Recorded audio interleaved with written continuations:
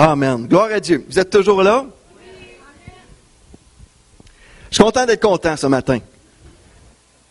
Dieu est bon. Amen. Alors ce matin, on va poursuivre dans l'enseignement l'autorité du croyant. On a commencé la semaine passée.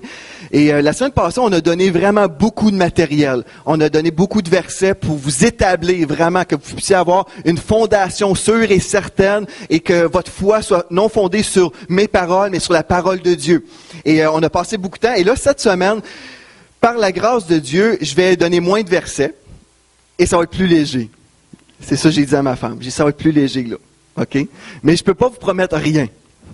Je peux rien vous promettre. Mais je vais essayer. Et je vais essayer de parler lentement aussi. Je vais essayer de parler lentement. Mais il faut prier pour moi parce que, vous voyez, c'est un défi des fois. Alors aujourd'hui, on poursuit. Et comme j'ai dit la semaine passée, l'autorité du croyant, c'est un des messages les plus importants qu'on peut avoir, qu'on peut entendre. Si vous n'étiez pas là, je veux vous encourager à aller sur le site web pour écouter l'enseignement L'autorité du croyant 1. C'est la fondation pour qu'est-ce que j'enseigne. Si vous comprenez pas ça, vous manquez un méchant gros morceau dans votre vie chrétienne. Est-ce qu'il y en a qui peuvent dire amen? C'est vraiment vrai. Si on ne comprend pas ça, et malheureusement, dans le corps de Christ au Québec, je pourrais dire que la majorité n'entendent jamais parler de l'autorité du croyant. Et ça fait en sorte qu'il nous manque tellement un gros morceau à notre vie chrétienne qu'on est démuni de puissance, démuni de foi, parce que même si Dieu a donné des promesses, on a toujours en arrière, dans notre tête, on a toutes sortes d'explications pourquoi toutes ces promesses-là ne sont pas pour nous. Finalement, on passe à côté d'une destinée glorieuse que Dieu en réserve pour ses enfants.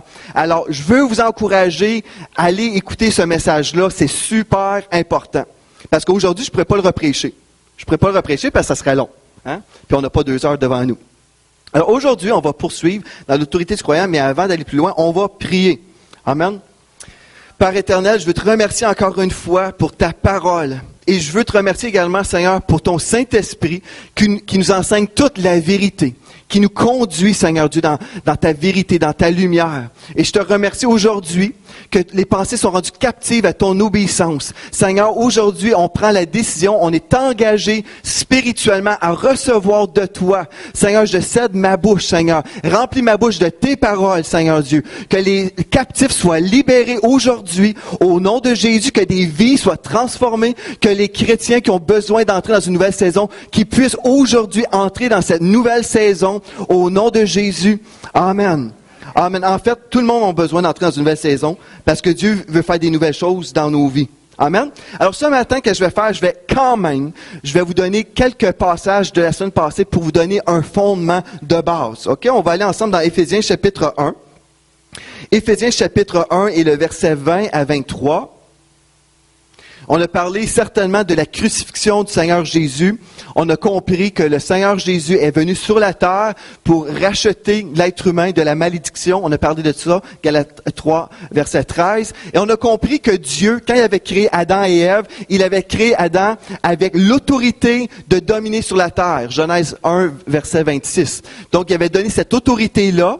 Mais là, par son choix personnel, Adam a décidé d'être rebelle contre Dieu et puis il a cédé son autorité à Satan, qui est devenu le Dieu de ce monde. On se rappelle de ça, 2 Corinthiens 4, 4. Donc, il est devenu le Dieu de ce monde et c'est ça qui explique toute l'horreur qu'on peut voir dans le monde. Quand on voit la destruction, la guerre, toutes ces choses-là, et quand les gens se posent la question, mais pourquoi il y a ces choses-là qui existent dans le monde? Pourquoi si Dieu existe, pourquoi ces choses-là existent? Bien, c'est parce que c'est le diable qui fait ces choses-là. C'est les êtres humains qui sont animés par la colère et qui sont animés par des mauvais esprits qui vont agir et tuer leurs prochains. Ce n'est pas de Dieu. Amen? Donc, on a vu ça, c'est la destruction, la guerre, toutes les choses, les atrocités dans le monde. Dieu n'est pas à l'origine de ces choses-là, mais ces choses-là viennent de l'ennemi. Donc ça, c'était une des choses qu'on a expliquées la semaine passée.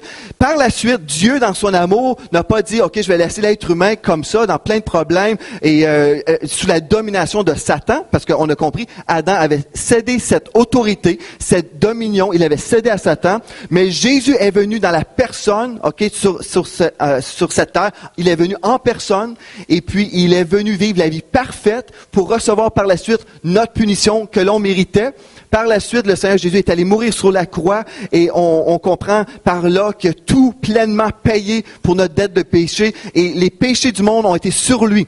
Et cet homme innocent, Jésus qui n'avait jamais commis de péché, il a payé pleinement le prix et a racheté cette autorité-là. Il est ressuscité d'entre les morts et par la suite, après sa résurrection, on sait que cette autorité a été remise cette fois-là à son Église. Christ est la tête de l'Église, nous sommes le corps de Christ. Amen. Et une tête a besoin du corps pour opérer, n'est-ce pas? Combien d'entre vous, ce matin, vous avez pensé de laisser votre tête à la maison? Ou de juste venir et votre tête tout seul? Non, vous avez besoin de 2 jambes pour vous rendre ici, n'est-ce pas? C'est la même chose. Dieu, il opère à travers son corps.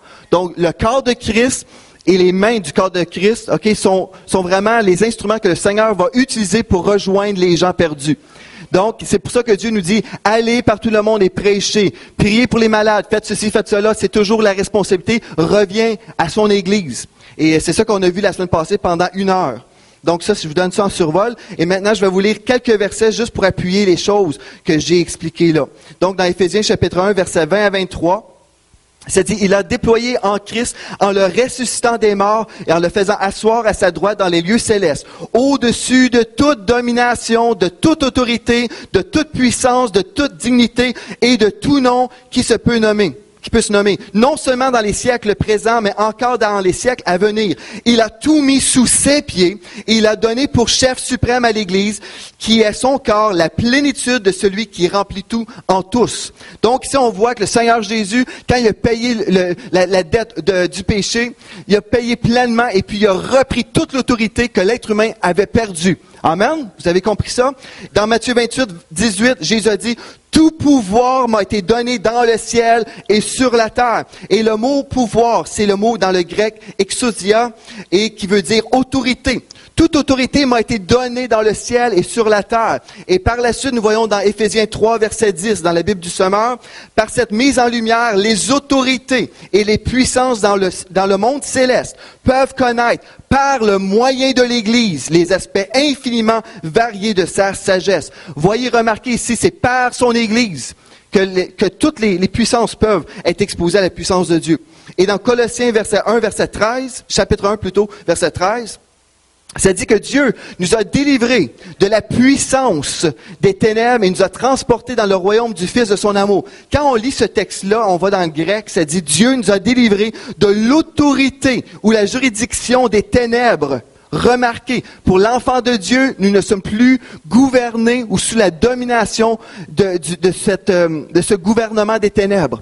Nous sommes d'une autre classe, c'est ça qu'on a dit la semaine passée. Nous sommes d'une autre classe spirituelle et c'est pour ça que nous marchons dans le royaume de Dieu, même si nous avons les 2 pieds sur la terre. Nous sommes dans le monde, mais nous ne sommes pas du monde. Amen. Donc, on a vu ça, ça faisait la différence. Mais après tout ça, on a compris également, non seulement ce que Jésus a racheté cette autorité-là, mais par la suite, il nous a donné de l'autorité pour agir en son nom. Dans Marc 16, verset 15, il nous a donné cette responsabilité. Il dit, puis il leur dit, en parlant aux 12, « Allez par tout le monde et prêchez la bonne nouvelle à toute la création. » OK? Donc, immédiatement, tout pouvoir m'a été donné dans le ciel et sur la terre. Allez. C'est ça qu'on a vu la semaine passée. Aller par tout le monde. Il nous a donné une responsabilité. Nous, l'Église de Jésus-Christ, nous devons répondre à ce mandat-là d'aller et de prêcher la bonne nouvelle. Remarquez le message que nous avons à prêcher. C'est une bonne nouvelle. Une bonne nouvelle. Quand c'est bon, c'est merveilleux, ça réjouit notre cœur. Quand quelqu'un est déprimé et on arrive et on dit, le Seigneur est ta réponse, le Seigneur Jésus t'aime, il y a une provision pour toi, c'est une bonne nouvelle. Amen? C'est une bonne nouvelle. Et c'est ça que Dieu nous appelle à faire. Et vous savez, des fois, quand on va vraiment prêcher la plénitude de l'Évangile et cette bonne nouvelle, quand on ne limite pas le salut simplement au pardon des péchés, mais quand on comprend vraiment que le salut, c'est d'être délivré de toutes les œuvres de l'ennemi, d'être délivré totalement de ce royaume de ténèbres-là et que nous entrons dans ce nouveau royaume de Dieu, quand nous comprenons que nous sommes dans cet héritage, il y a des gens qui vont entendre le message, il y en a peut-être ici dans cette place, vous entendez le message qui a une bonne nouvelle pour vous, et il y a une catégorie qui va se démarquer dans l'Église. Il y a une catégorie de gens qui peuvent être assis dans la même salle, recevoir le même message et dire « Oui, Seigneur, c'est pour moi. Oui, Seigneur, je reçois ce message-là, ça descend dans mon cœur et ça fait partie de qui je suis. » Il y en a d'autres personnes qui vont entendre la bonne nouvelle et puis pour eux, sont assis là, pas pour recevoir, mais sont là juste en tant que spectateurs et qui vont rouler les yeux. Avez-vous déjà entendu des gens ou des conversations entre chrétiens? OK, on parle de l'héritage du croyant et il y a des gens qui vont juste faire comme le festival du roulage des yeux. Connaissez ça, des gens comme ça? Vous leur dites, ben voici la parole de Dieu pour ta solution. Puis là, c'est comme, ça roule les yeux. Le festival du roulage des yeux au Québec, là, c'est un festival très populaire.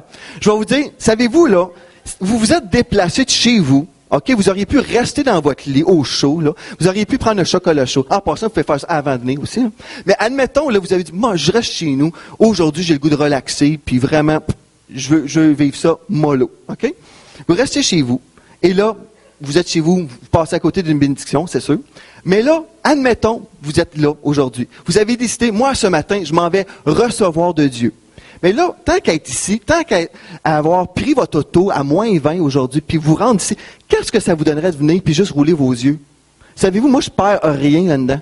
C'est vrai? Si vous roulez vos yeux, là, si vous autres, vous êtes des rouleurs de yeux puis vous passez à côté des choses. Non, mais c'est vrai. Tant qu'à venir à l'Église, je suis aussi bien d'être là pour recevoir. Puis dire, si Dieu me donne une promesse, au lieu de rouler mes yeux puis dire, bon, ben là, c'est pour les autres, ben ça marche pas vraiment. Au lieu d'être comme ça, on peut dire, c'est écrit, je le reçois. Amen.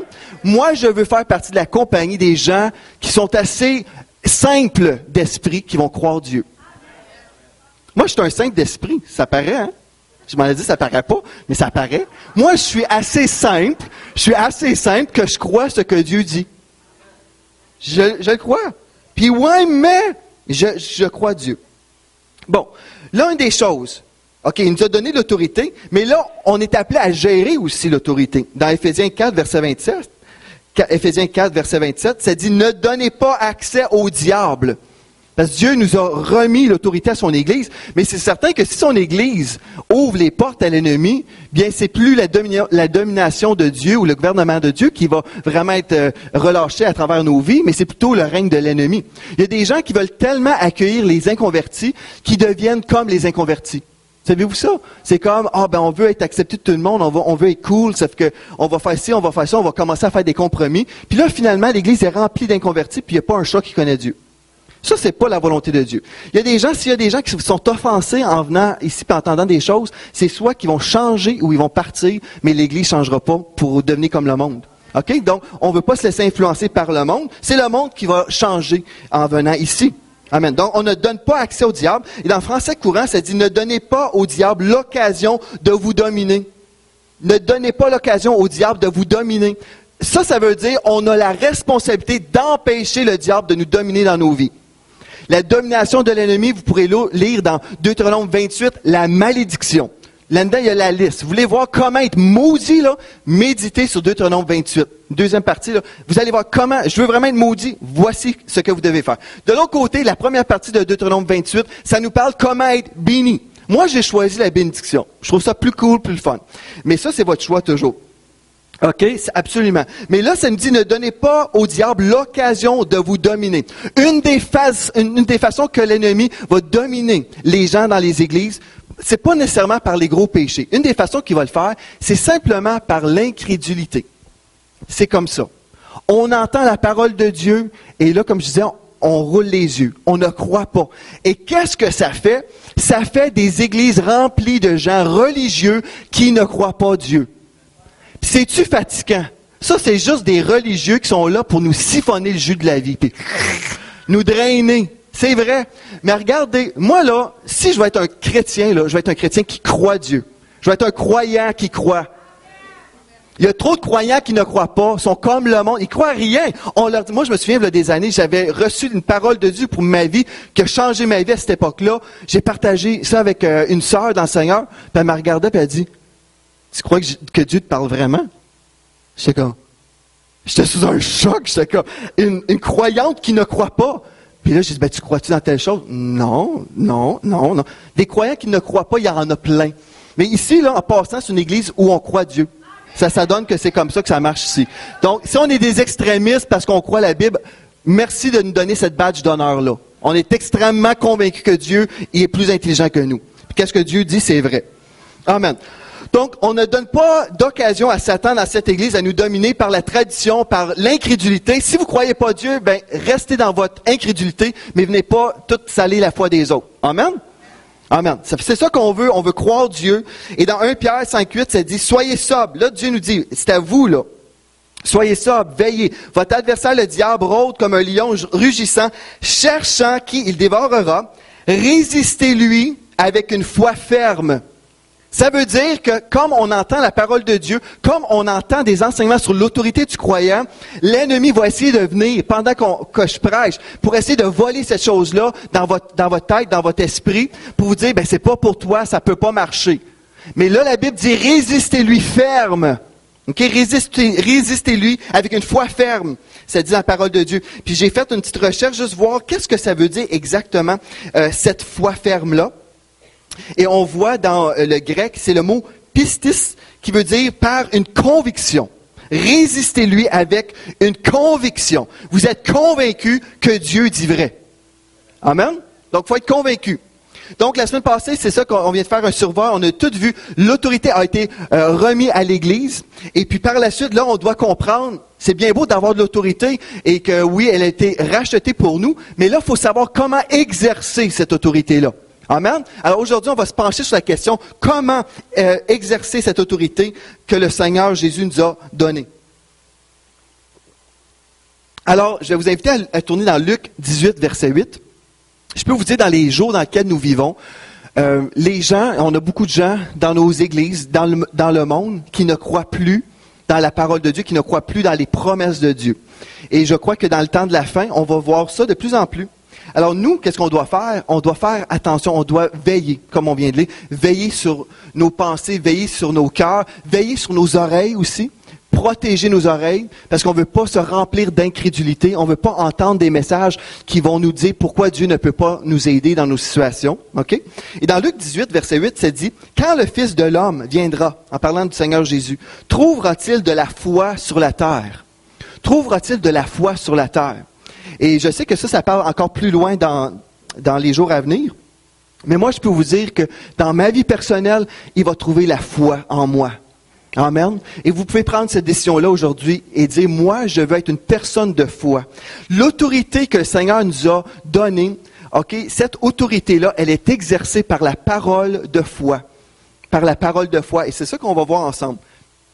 Je vous invite à tourner dans Romains chapitre 10 et le verset 8.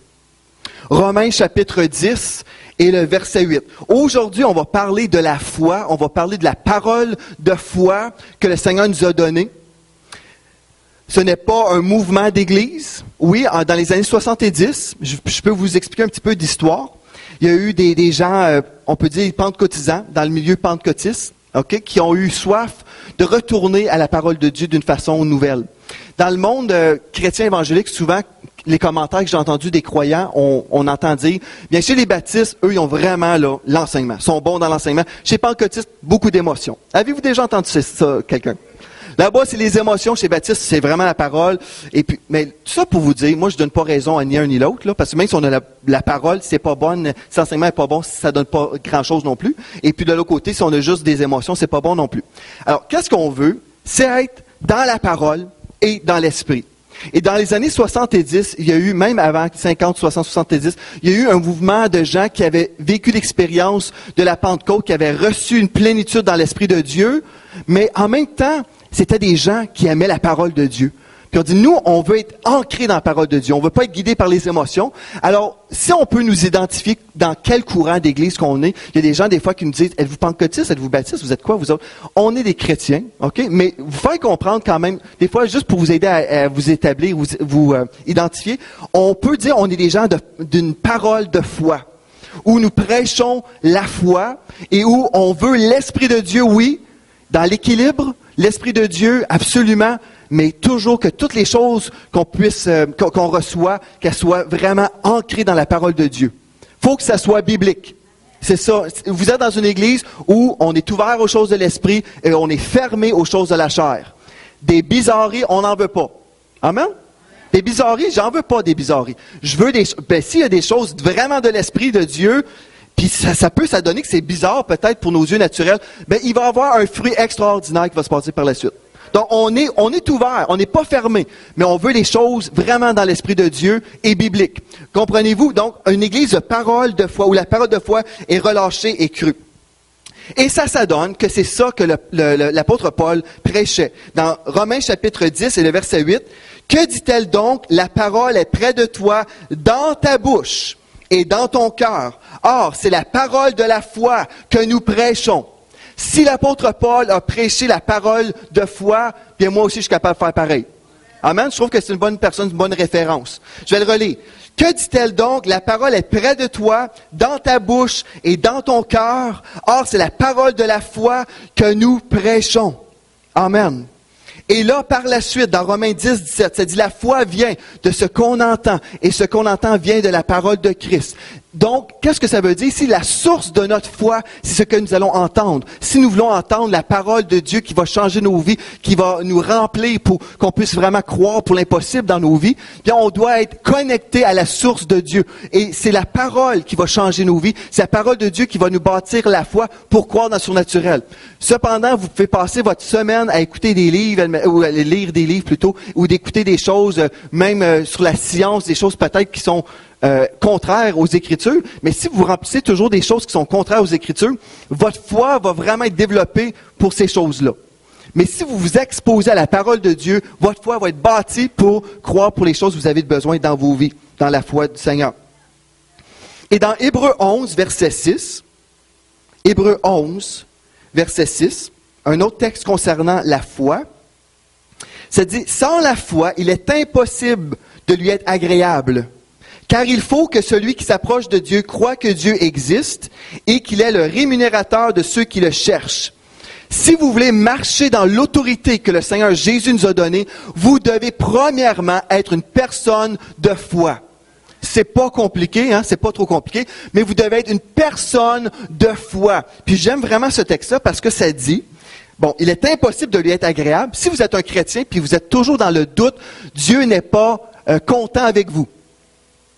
Pour lui plaire, vous devez être une personne de foi. Mais remarquez, ça dit, bon, sans la foi, il est impossible de lui être agréable, car il faut, dites il faut.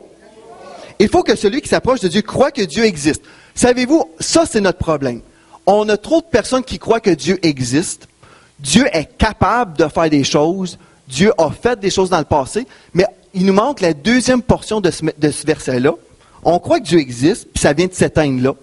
Dieu existe. Il existait dans le passé. Il faisait des grandes choses dans le passé. Mais dans ma vie, il ne fait rien. OK? Parce que ma foi n'est pas relâchée dans le quotidien. C'est-à-dire, il faut que celui qui s'approche de Dieu croit que Dieu existe et qu'il est le rémunérateur de ceux qui le cherchent. Si vous cherchez Dieu, il va vous rémunérer. Ah, c'est merveilleux.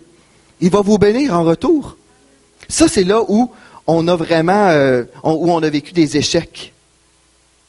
Donc, qu'est-ce que le Seigneur nous appelle à faire? C'est vraiment être des personnes de foi. Et on va voir ensemble dans Hébreux 11, verset 1. Hébreux 11, verset 1. Il est écrit, « Or, la foi est une ferme assurance des choses qu'on espère, une démonstration de celles qu'on ne voit pas. » Donc, la foi est une ferme assurance des choses qu'on espère, une démonstration de celles qu'on ne voit pas. Dans la Bible du Sommeur, ça dit « être sûr » des réalités qu'on ne voit pas.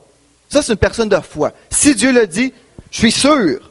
Dans français courant, ça dit être convaincu de la réalité de ce qu'on ne voit pas. Et dans Parole de vie, ça dit être persuadé. Que si vous avez de la misère à comprendre un verset, je vous l'ai donné en quatre places. Là. Correct? C'est correct? Dans le pratico-pratique, comment est-ce qu'on vit ça? Je peux vous donner un exemple. Il y a quelques années, quand on venait au Québec 2 fois par année, dans le temps de Noël et à l'été, pour voir la famille, tout ça. Donc, on partait de l'Alberta et on venait et on passait habituellement peut-être 2 fins de semaine au Québec. Et puis, ça donnait un samedi matin. Je pense que c'est un samedi, mais sinon, ça ne change rien dans l'histoire. Mais un matin, OK, ma femme se réveille, on dormait chez mes parents, on était en visite, et elle se réveille avec comme des couteaux dans l'estomac, mais ça lui faisait mal, puis c'était vraiment douloureux. Puis là, ma femme, en se réveillant, en pleine douleur comme ça, elle dit, mais c'est pas vrai que je vais me faire voler ma fin de semaine. Pensez-y, on est parti en Alberta 6 mois, on a juste 2 fins de semaine à voir de la famille, voir des amis, tout ça. Puis là, elle va être pris dans le lit, couché dans son dos avec des malaises comme ça, des maux, tout ça. Sauf que là, ma femme, qu'est-ce qu'elle a dit? Elle a dit, non, je me ferai pas voler. Elle avait mal, là. Elle niait pas qu'elle avait mal. Elle avait besoin d'une touche de Dieu. Elle dit, va me chercher des DVD d'enseignement. Puis dans la fin de ces DVD-là, il y avait des prières de guérison. Elle dit, c'est pas vrai que je me ferai pas voler. Donc, je suis allé chercher les DVD. J'ai mis le DVD juste à la place de la prière vers la fin pour qu'elle reçoive la prière. Au début, elle reçoit comme ça. J'ai mis le 2e DVD. Elle écoute l'autre prière pour la guérison. La 3e prière, là, l'enseignante, elle disait, OK, maintenant, elle dit, levez-vous à votre place et faites ce que vous ne pouviez pas faire avant. Là, Mathilde, elle sort du lit. Et puis, elle est encore courbée, elle a mal. Mais là, elle venait de dire, faites ce que vous ne pouviez pas faire avant. Puis là, elle se met à se pencher comme ça, puis remercier le Seigneur pour sa guérison. Et là, en faisant ça, toute l'affaire est partie, au nom de Jésus. Là, elle dit, bon, là, je suis guéri, puis là, on peut avoir une belle journée.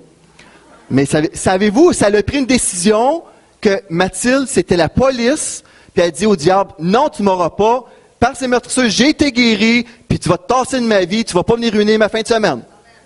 C'est simple d'esprit. Oui, je suis simple à ce point-là. Je crois à Dieu, mais c'est vrai. S'il l'a dit, moi, j'y crois. Puis s'il l'a dit, puis je peux pas en bénéficier, mais qu'est-ce que ça donne? Mais c'est des beaux textes. Mais ça change quoi que ce soit juste des beaux textes? Faut le vivre. Faut être rendu assez écœuré de vivre une religion qui ne marche pas, qu'on est prêt à faire des changements. Si votre église évangélique ne fonctionne pas dans vos vies, là, ben, pas de changement, pas de changement. Ça marche pas, faut faire des changements. Non, mais c'est vrai. C'est comme, moi, je comprends pas des gens. J'ai eu des gens, des fois, des commentaires, c'est comme, ben, je peux pas aller dans cette église-là parce que je suis malade, puis ils vont me dire d'être guéri. Ou je suis comme vraiment pauvre, j'ai besoin d'une... Je suis vraiment pauvre, mais là-bas, ils vont dire que Dieu peut entreprendre pour mes besoins. Hey, c'est vrai, tiens-toi loin de ces gens-là. Hein? D'un coup, si ta vie changerait. Hein? D'un coup, si ta vie changeait, là, tout d'un coup, ça serait terrible. Hein? Non, reste donc pauvre, reste pauvre, reste malade. Mais Dieu veut qu'on soit malade. Ben oui, pourquoi à ce moment-là, pourquoi tu prends une aspirine? Si Dieu veut que tu sois malade, vis-la ta souffrance. Non, mais c'est vrai. T'es qui, toi, pour aller à l'encontre de la volonté de Dieu? Si Dieu veut que tu sois malade, vis-la au bout de ta souffrance. Éternue, ouais, mouche-toi, vis-la ta souffrance. Mais voyez-vous comment ça fait pas de sens, les affaires? C'est qu'on est tellement ancré dans des traditions inventées qui ne sont pas dans la parole de Dieu, qui sont en dehors de la parole de Dieu.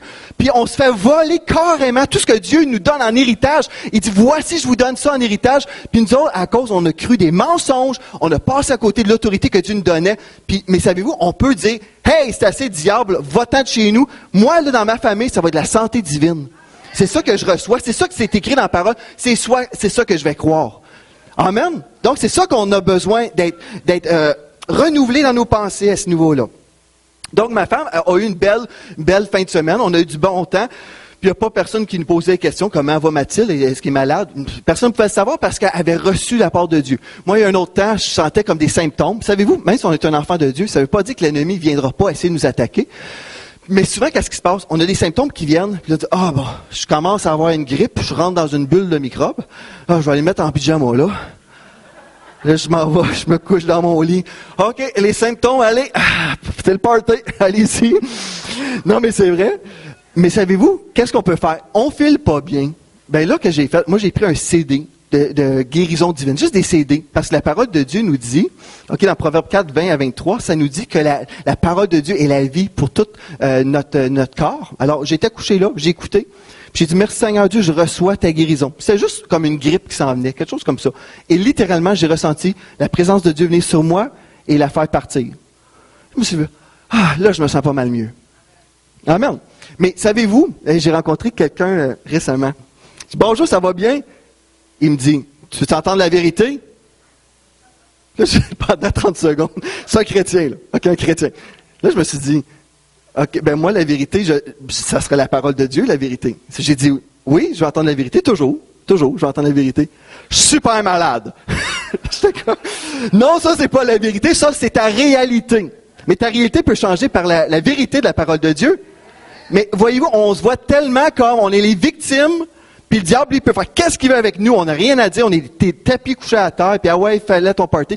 Mais si on réalise, on a l'autorité, on met des limites à l'ennemi, on dit, toi là, moi j'ai un héritage, je fais partie d'une nouvelle classe, et cette classe-là, c'est les enfants de Dieu. J'ai été racheté à un grand prix, puis c'est vrai, par ces meurtres, j'ai été guéri il y a 2000 ans. Et j'ai de l'enseignement sur la guérison divine, l'école de la guérison divine. Vous pourrez écouter, je pense, c'est 4 ou 5 dimanches où on a passé tous les versets que les gens vont vous donner pour vous dire comment Dieu ne peut pas vous guérir. Parce qu'il y a des spécialistes là-dedans. Ils vont tous vous dire comment vous ne pouvez pas recevoir votre héritage. Parce qu'il y a des gens spécialisés là-dedans. Mais on peut se spécialiser aussi et connaître l'héritage du croyant. Parce que c'est pour nous. Donc, on veut être des gens de foi. Et en même temps, on doit apprendre. Si on a de l'autorité, on doit comprendre que notre autorité est relâchée par des paroles de foi. Quand Dieu a créé l'univers, il a dit que la lumière soit et la lumière fut. Amen. Il a décrété et cette chose-là s'est produite. Pareillement, Dieu nous donne de l'autorité. Et il nous dit quand parler et quand ne pas parler. Dans 2 Corinthiens 4, verset 13, ici, ça va changer vos vies. Si vous commencez à mettre en pratique, vous pouvez être assis là, puis comme j'ai dit tantôt, faire le festival du roulage des yeux, ça ne changera rien pour vous. Vous pouvez juste écouter puis être un auditeur, puis un auditeur évaluateur. Mais ça ne change rien, je vous le garantis. Mais si vous dites, OK, moi là, ma vie là, je fais en sorte que le Seigneur Jésus est vraiment le Seigneur de ma vie, ça va changer ma vie à partir d'aujourd'hui. Puis ça va par la suite vraiment faire, vous allez voir la réalité de ce que je vous dis ici.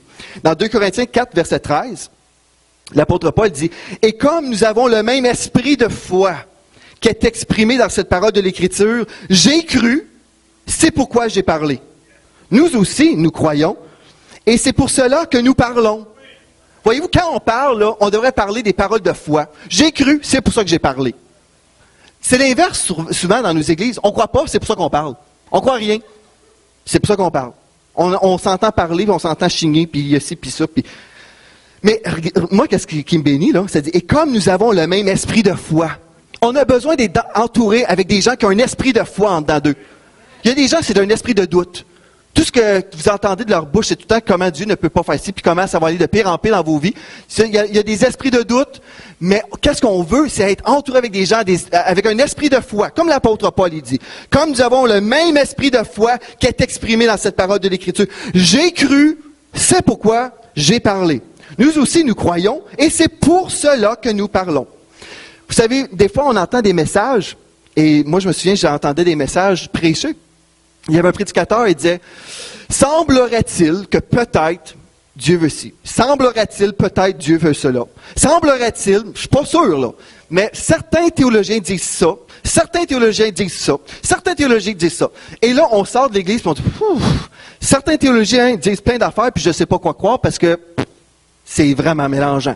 Mais Dieu nous dit, comment parler? Dans 1 Pierre 4,11, c'est dit, si quelqu'un parle, ici c'est le mot dans le grec, l'aléo, qui veut dire enseigner. Si quelqu'un enseigne, que ce soit comme annonçant les oracles de Dieu. Comme annonçant les oracles de Dieu. Quand Dieu parle, il ne dit pas, ben certains théologiens pensent comme ça, peut-être d'autres comme ça, finalement on ne sait rien, on ne sait pas qu'est-ce qu'on croit, mais c'est ça, je vous expose à toutes ces affaires-là, puis vous essayez de découvrir c'est quoi l'affaire là-dedans. Voyez-vous, Dieu, là, qu'est-ce qu'il veut? Si on parle, si on est des personnes de foi, qu'est-ce qui sort de nos bouches? C'est la parole de Dieu. On annonce les oracles de Dieu, on n'annonce pas des raisonnements de plein de personnes. On s'en fout-tu qu'est-ce que monsieur un tel a dit? Qu'est-ce qu'on veut savoir? C'est ce que Dieu dit. Puis ce que Dieu dit, c'est ça qui change nos vies. Quand vous allez comparaître devant Dieu, là, et puis là, vous allez réaliser peut-être, hey, j'ai plein de choses que j'ai perdues ou que j'ai empêché le Seigneur de faire dans ma vie parce que monsieur un tel a dit ci, monsieur un tel a dit ça. Ça serait triste, hein? On est tous bien de croire Dieu parce que c'est vraiment la meilleure autorité. Amen. C'est le pourquoi nous parlons. Comprenons aussi la différence entre la récitation de versets et le décret d'une révélation de foi. Il y a des gens qui disent, ben moi là, j'ai pris la parole de Dieu, j'ai dit les paroles, ça n'a rien fait dans ma vie. Peut-être qu'il y en a parmi vous, vous êtes là, vous dites, j'en ai appris, j'ai mémorisé des versets, j'ai commencé à les dire dans ma maison, j'ai fait ça 2 semaines de temps, puis j'ai pas sorti de dette, j'ai pas été guéri, j'ai pas vécu ci, j'ai pas vécu ça, et puis là, ça vaut rien, cette affaire-là. Ah, ben c'est un bon critère d'évaluation, ça. je vais vous inviter à tourner dans le psaume 50, versets 16 à 18. Savez-vous, Dieu a une réponse à ça aussi. Dieu est tellement bon. Il ne nous laisse jamais le contredire. S'il dit une chose, savez-vous, il a raison. Moi, quand il y a des gens qui sont découragés, puis ils disent, pourquoi Dieu permet ci, pourquoi Dieu me permet ça? Si Dieu n'a pas fait ci, Dieu n'a pas fait ça. Je peux vous dire, Dieu a toujours raison. Apprenez cette leçon-là. Si vous ne comprenez pas pourquoi telle chose arrive, dites-vous dans votre tête, Dieu a toujours raison. S'il y a quelqu'un dans le tort, c'est pas Dieu, c'est moi. OK? S'il y a quelqu'un dans le tort, c'est jamais Dieu. Dieu est toujours innocent. Il ne fait jamais de faute. Donc, des fois, ça se peut que ce soit nous. Donc, dans le psaume 50, verset 16, ça dit, « Et Dieu dit aux méchants, « Quoi donc, tu énumères mes lois, et tu as mon alliance à la bouche. » Au verset 18, « Si tu vois un voleur, tu te plais avec lui, et ta part est avec les adultères. » La part des adultères, ça, c'est pas une bonne chose, n'est-ce pas? Mais pourtant, la personne a l'alliance dans sa bouche, elle donne des versets, elle dit des choses, mais c'est pas descendu dans le cœur. Ça n'a pas changé. Donc, qu'est-ce qu'on veut ici? On veut vraiment, non seulement juste avoir la parole de Dieu dans notre bouche, mais il faut que ça descende dans notre cœur. Amen? Donc, il faut que ça descende dans notre cœur. Et qu'est-ce qui se passe? Dans Jean 6, 63, ça dit, dans Jean 6, 63, ça dit, « Les paroles que je vous ai dites sont esprit et vie. » Les paroles de Dieu. Il nous a donné l'autorité de se servir de ces paroles. Puis il dit, les paroles que je vous ai données sont esprit et vie. Vie, là, dans ce mot-là, c'est le mot zoé dans le grec, et ça veut dire la vie de Dieu. Donc, quand on commence à prendre les paroles de Dieu, on les médite, ils descendent dans notre cœur, et on commence à les décréter par la foi, par révélation, pas par tradition, pas par essai, voir si ça va marcher, mais par révélation, parce qu'on est une personne de foi convaincue que c'est vrai, on commence à le dire, et là, la vie de Dieu est relâchée dans cette chose-là. C'est pour ça, des fois, quand il y a des malades, on n'a pas nécessairement même besoin de prier et dire, je prie Seigneur, fais ci, fais ça. On peut juste mettre notre main et dire, je relâche la vie de Dieu au nom de Jésus. Et la personne est guérie. Pourquoi? Parce que la vie de Dieu qui est en moi, et elle coule à travers moi et la personne est guérie. J'ai la vie de Dieu, j'ai l'autorité de décréter la vie de Dieu sur cette personne-là. Oh, mais j'ai jamais entendu ça avant. Oui, et peut-être ta vie a besoin de changer aussi. Ça se peut-tu? Des fois, on a de la misère à entendre des choses nouvelles, mais que Dieu nous délivre de la religion au nom de Jésus. Si ça ne marche pas dans votre vie, c'est à vous de changer, ce n'est pas à Dieu. Amen? Donc, une bouche religieuse, ça ne donne pas grand-chose. Mais une bouche qui est remplie de la parole de Dieu, ça change des choses. Regardez dans Romains 10, verset 9. Romains 10, verset 9 à 10, il est écrit, « Si tu confesses de ta bouche le Seigneur Jésus, et si tu crois dans ton cœur que Dieu l'a ressuscité des morts, tu seras sauvé.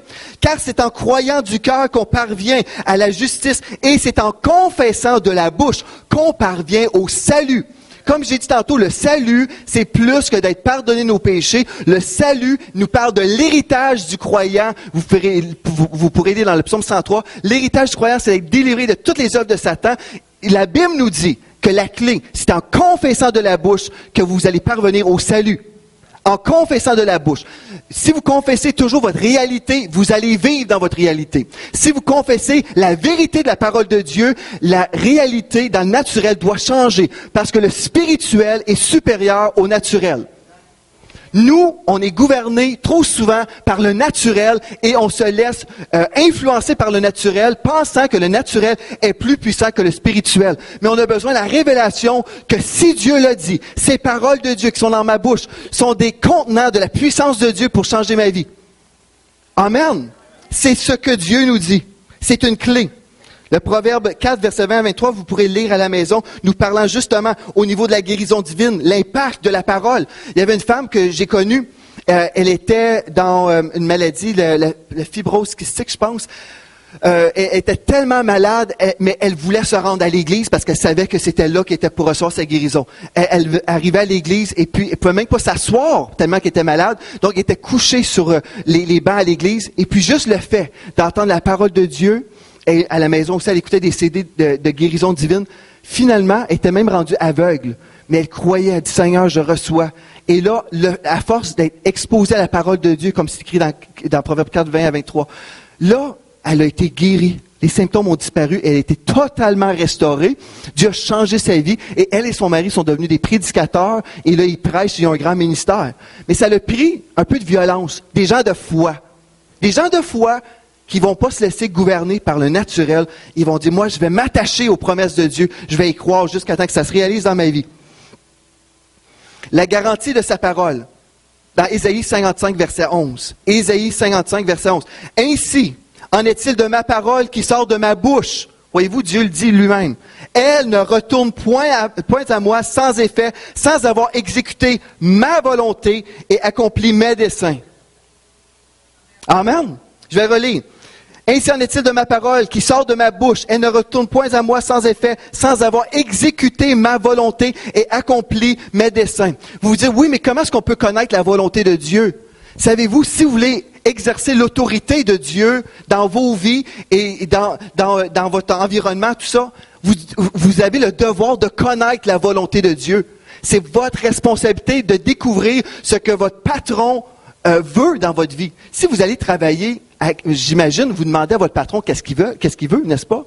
Et dans le monde spirituel, c'est la même chose. On doit connaître le livre, connaître ce que Dieu dit concernant les sujets de nos vies. Et ça ne nous tombera pas sur la tête. Ça va prendre l'effort de méditer sur la parole de Dieu, rechercher la parole de Dieu pour connaître son avis sur tous les domaines de nos vies. Donc ici, ça va exécuter sa volonté, mais il faut décréter sa volonté et ça va arriver. Pourquoi? Parce que dans le psaume 138 et le verset 2, ça c'est merveilleux. Le psaume 138, verset 2, en parlant de Dieu, il est écrit, « Tu as magnifié ta parole au-delà de ton renom. » Dieu, il place sa parole élevée au-dessus de son nom. Pourquoi? Elle est magnifiée. Parce que Dieu se soumet à sa propre parole. Dieu ne contredira jamais sa parole. Donc, si c'est écrit, il a magnifié sa parole au-dessus de son renom, c'est que sa réputation est basée là-dessus, sur sa parole. Comprenez-vous? Donc, si vous prenez la parole de Dieu et vous dites, Seigneur, tu as dit, Dieu va la faire selon sa volonté parfaite, comme c'est écrit dans la parole. Dans Ésaïe 43, verset 26, l'autorité est exercée comme ceci, là. C'est écrit, « Réveille ma mémoire ». Ésaïe 43, verset 26, « Réveille ma mémoire ». Seigneur, tu as dit telle chose pour mes enfants. Tu as dit telle chose pour mon corps. Tu as dit telle chose. Et Dieu aime ça, qu'on lui rappelle qu'est-ce qu'il a promis.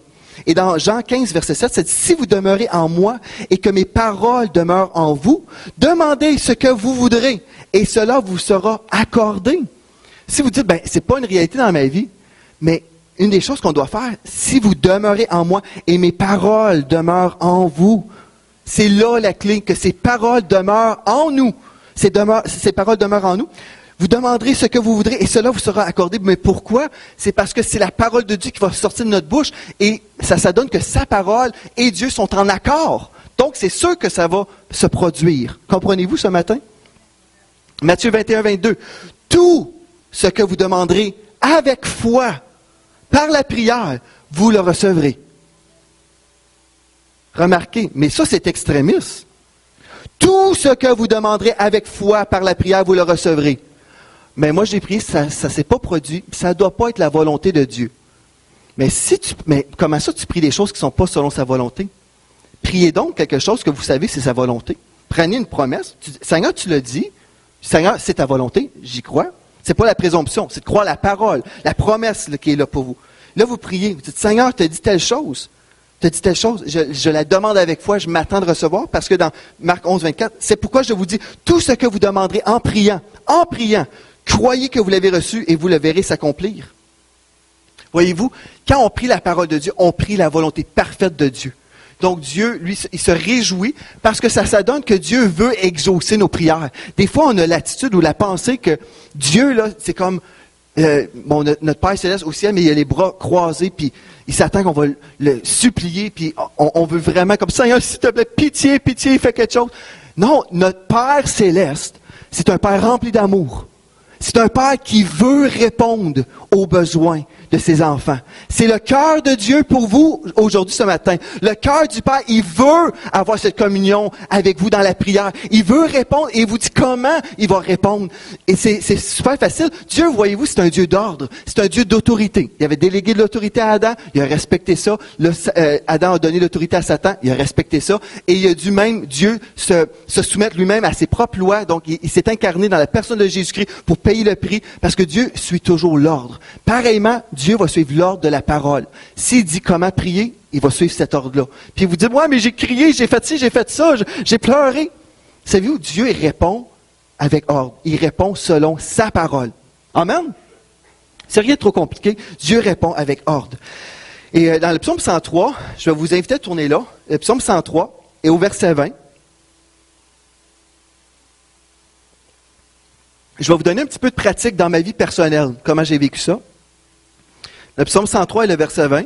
Il est écrit, « Bénissez l'Éternel, vous ses anges, qui êtes puissants en force et qui exécutez ses ordres, en obéissant à la voix de sa parole. » Remarquez, je vais le relire ici. Le psaume 103, verset 20. « Bénissez l'Éternel, vous ses anges, qui êtes puissants en force et qui exécutez ses ordres, en obéissant à la voix de sa parole. » Même les anges sont soumis à la parole de Dieu et ils doivent obéir quand Dieu parle. Vous êtes d'accord avec ça ce matin? Amen? Mais il y a une nouvelle dimension, pas nouvelle, une autre dimension peut-être qu'on ne connaît pas vraiment beaucoup ici au Québec. Mais quand on ne parle pas en accord avec Dieu, les anges que Dieu a envoyés pour nous protéger, ok, on a tous des anges, c'est biblique, mais ces anges-là sont empêchés d'opérer dans nos vies. C'est super important de comprendre ça. Vous allez voir. Admettons, on a prié pour une personne. On a prié pour une personne dans notre famille, qu'on veut que cette personne-là soit sauvée. On a prié, Seigneur, envoie ton Saint-Esprit sur cette personne-là. Viens la convaincre de péché, de justice. Viens toucher cette personne-là.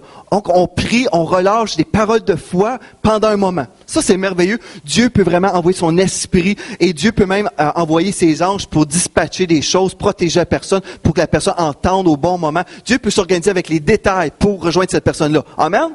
On vient de faire la volonté de Dieu. Mais là, après, tout d'un coup, on peut commencer à parler de cette personne-là dans le naturel et dire, cette personne-là est assez égoïste. Elle viendra bien jamais au Seigneur. Regarde comment elle est, regarde comment elle traite ses enfants. Et là, on parle dans le naturel. Et là, tout le travail qu'on a fait dans la dimension spirituelle, là, les anges sont là et ils disent, je ne peux plus rien faire. Et tout en train de lier mes gestes, mes paroles, par des paroles de malédiction qu'on est en train d'envoyer sur la personne. Comprenez-vous ça? C'est super important.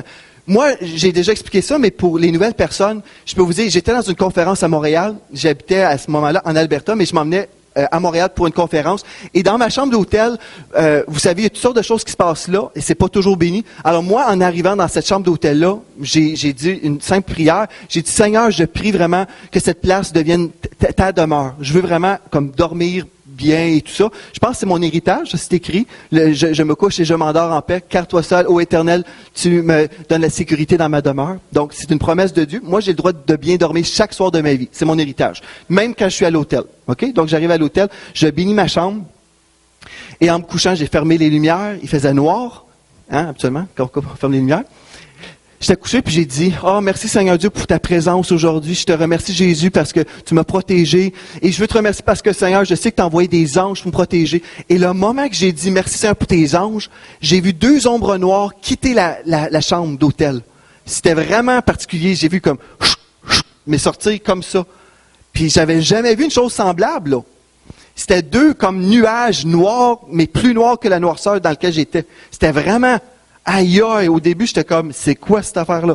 Mais par la suite, j'ai compris. Le moment que j'ai remercié le Seigneur, je parle pas aux anges en passant, je parle à Dieu. Je parle à Dieu et je remercie le Seigneur. J'ai remercié tout simplement, merci Seigneur pour tes anges qui m'ont protégé. Et là, qu'est-ce qui s'est passé? Les anges qui étaient avec moi ont forcé les mauvais esprits qui étaient dans la salle, dans la chambre, ils les ont forcés à partir pour que je puisse bien dormir. Parce que Dieu est préoccupé par mon sommeil. Parce que je suis un chouchou du bon Dieu. C'est vrai. Ça vous dérange-tu, ça? Sérieusement, savez-vous, le problème que j'ai un autre problème, je vais me défouler. Est-ce que je peux me défouler ce matin? J'ai un problème avec des chrétiens qui ne croient pas dans le surnaturel. J'ai un problème sérieux. Si vous ne croyez pas dans ce que je viens de vous dire, là, ben ça se peut pas que des anges envoient des démons. Relisez votre Bible ou soyez sauvés au nom de Jésus. C'est vrai.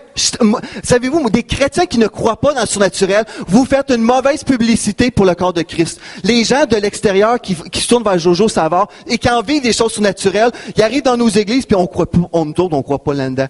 Eux, ils croient dans le surnaturel. Ils ont touché aux choses, aux médiums, aux affaires sales de l'ennemi. Nous autres, les croyants, on est supposés croire dans le surnaturel parce que notre Dieu est surnaturel. Si vous ne croyez pas dans le Dieu surnaturel, vous ne croyez pas dans le Dieu de la Bible. C'est vrai. Vous pouvez lire, oui, il a ouvert la mer, il a fait ci, puis il a fait ça dans le passé. Mais il fait encore des choses aujourd'hui parce que Dieu n'a pas pris sa retraite. Dieu est toujours vivant. Si votre Dieu n'est pas le Dieu surnaturel de la Bible, vous avez un autre Jésus. Galates 1:8. C'est pas drôle, ça. Vous avez un autre Jésus. C'est le temps qu'on revienne au Dieu de la Bible, qu'on revienne à ce Dieu surnaturel. Et quand on croit dans ce Dieu surnaturel-là, on se positionne pour être ses représentants, pour décréter ce que Dieu dit, pas décréter qu'est-ce qu'on voit dans le naturel. Ça prend des fois un petit peu d'humilité, parce que là, les gens vont dire, mais comment ça tu dis des affaires comme ça? Ben, parce que je choisis de croire Dieu. Admettons, j'ai un symptôme qui vient sur moi. Au lieu de dire à tout le monde, je vais avoir la grippe, je vais y passer comme le reste, là. Non, je peux juste dire, je suis en train de croire Dieu pour une guérison. Je reçois par la foi ma guérison. Ça ne veut pas dire qu'on fait une négation. On nie pas qu'on a un combat. J'ai besoin de prière. Priez pour moi, là. Je veux vraiment qu'on combatte cette chose-là ensemble. Ça ne veut pas dire qu'on nie, là, qu'on a des problèmes. Non, on a des choses, des choses contraires, mais on se positionne dans la foi et dans l'attente, l'expectative que mon Dieu est plus grand que la grippe. Le Dieu que je sers est plus grand que H1N1. Mon Dieu que je sers est plus grand que n'importe quelle chose. Parce que le nom de Jésus est au-dessus de tous les noms. Amen. On a besoin d'une révolution dans nos églises. Amen. Et je vais arrêter là. Savez-vous, je vais arrêter là parce que j'ai encore 2 autres pages et je ne vais pas vous épuiser. Amen. Et là, tout le monde s'en vient en courant de peur que je change d'idée. Hey, je vais juste vous lire un autre texte, OK? Juste un autre. Après, je finis, OK? Ça ne sera pas 15 minutes. OK? Il faut que je vous lise ça. Romains 4, versets 18 à 21. Hey, il me reste encore 3 minutes. Ça va être 3 vraies minutes, OK? Écoutez bien comment Abraham, le père de la foi, comment lui, il marchait dans la foi. Espérant contre toute espérance, il crut, en sorte qu'il devint père d'un grand nombre de nations, selon ce qui lui avait été dit. Telle sera ta postérité. Verset 19. Vous savez, là, qu'Abraham, c'était un homme âgé, là. Il était très vieux, et puis Dieu lui avait donné la promesse qu'il serait le père d'une multitude. Mais c'était dur à croire, mais il croyait. Parce que, au verset 19, sans faiblir dans la foi, il ne considéra point que son corps, dans le naturel, était déjà usé, puisqu'il avait près de 100 ans, et que Sarah n'était plus en état d'avoir des enfants. Verset 20, il ne douta point par incrédulité, au sujet de la promesse de Dieu, mais il fut fortifié par la foi, donnant gloire à Dieu. Voyez-vous la clé de donner gloire à Dieu? Et ayant la pleine conviction que ce qu'il promet, il peut aussi l'accomplir. Si Dieu le promet, il peut l'accomplir. C'est pas à vous de vous inquiéter comment il va faire ça. La clé, moi, qu'est-ce que j'aime, qui me fait triper, il fut fortifié par la foi, donnant gloire à Dieu. Voyez-vous, il y a quelque chose qui est sorti de sa bouche. Il a donné gloire à Dieu. Merci Seigneur Dieu, parce que je vais être le père d'une multitude. Et il avait 100 ans. Il donnait gloire à Dieu quand même. Le monde aurait dû dire, il est tombé sa tête à avoir des enfants à son âge. Peut-être selon le monde, il avait tombé sa tête, mais selon Dieu, il a plu à Dieu et Dieu l'a attribué comme justice. Amen. 1 minute. OK, dernier verset. OK, après ça, je finis. Il y en a juste un autre. Ça, c'est vraiment bon. Faut voir comment la foi a été exercée. Le centenier, Matthieu 8, versets 5 à 10. Après ça, on va louer le Seigneur ensemble. Et vous avez des personnes de foi, vous allez relâcher votre foi pour des percées que vous avez besoin aujourd'hui. Amen. Comme Jésus entrait dans Capernaum, un centenier l'aborda. C'est dans Matthieu 8, 5 à 10 en passant. Le priant et disant, « Seigneur, mon serviteur est couché à la maison, atteint de la paralysie et souffrant beaucoup. » Jésus lui dit, « J'irai et je le guérirai. » Ah, c'est merveilleux. Jésus n'a pas dit, c'est parce que je travaille dans sa vie, faut qu'il passe par là. Une fois, après 3 mois de ça, je vais peut-être le guérir s'il a mérité. Non, c'est pas ça qu'il a dit du tout. Jésus lui dit, « J'irai et je le guérirai. » Verset 8. Le centenier répondit, « Seigneur, je ne suis pas digne que tu entres sous mon toit, mais dis seulement un mot, et mon serviteur sera guéri. Voyez-vous ici, il comprenait comment ça marchait, là.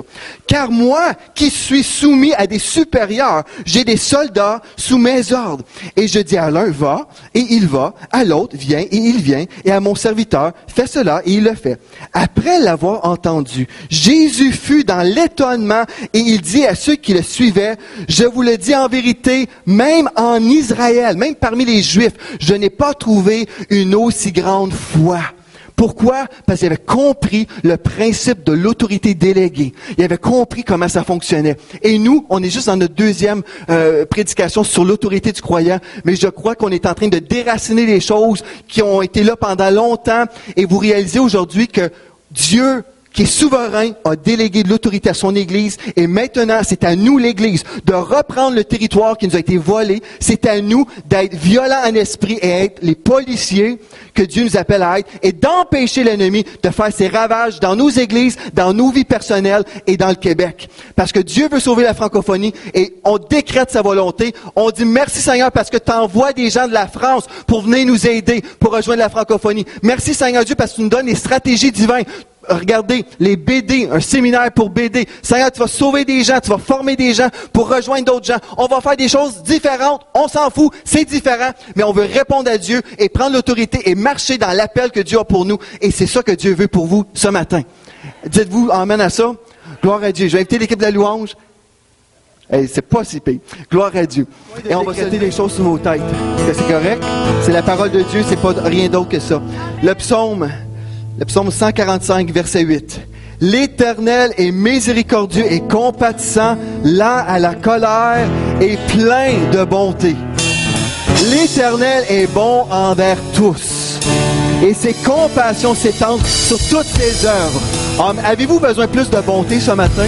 Plus de sa bonté dans vos vies? Si vous êtes un candidat pour plus de la bonté de Dieu, levez les mains.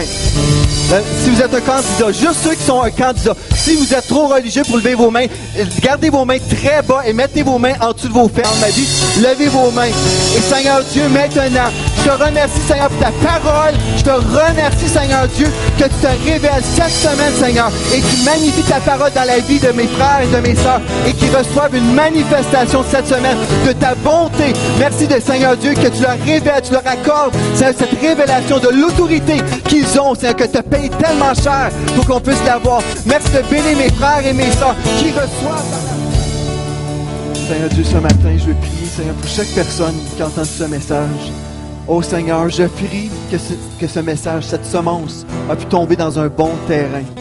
Seigneur, je plaide le sang de Jésus sur la semence de ta parole. Merci Seigneur Dieu qu'il n'y a aucune chose de l'ennemi qui va venir voler cette semence. Merci Seigneur parce que tu nous as déjà donné la mesure de foi pour croire dans l'impossible. Oh, ce que l'homme dit est impossible. Toi Seigneur, tu dis c'est possible.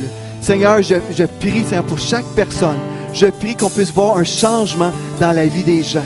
Oh Seigneur Dieu, que ce ne soit pas comme d'une semaine à l'autre, toujours la même chose, Seigneur, mais qu'on puisse être changé par ta parole, être transformé par le renouvellement de notre intelligence en toi, parce qu'on a la pensée de Christ. On pense tellement différemment que le monde. On pense tellement différemment et on parle tellement différemment également. Merci Seigneur Dieu, parce que tu effectues le changement dans la vie de chaque personne. Merci Seigneur aussi de nous délivrer Seigneur Dieu, des pensées de l'ennemi. Nous délivrer des pensées qui voudraient nous garder captifs dans le passé, des pensées qui voudraient nous garder captifs dans la religion. Oh, mes Seigneur, je décrète aujourd'hui, au nom de Jésus, sur tous ceux qui veulent être libres, sur tous ceux qui veulent être affranchis, je décrète aujourd'hui la délivrance au nom de Jésus. La délivrance au nom de Jésus. Ils pensent librement. Ils pensent librement. Ils reçoivent ta parole qui change leur vie. Alléluia. Ils sont équipés aussi pour le travail auquel tu les appelles à faire. Au nom de Jésus. Alléluia. Seigneur, je décrète aussi ton shalom sur chaque tête. Chaque personne dans cette église, Seigneur Dieu. Rien de manquant, rien de brisé.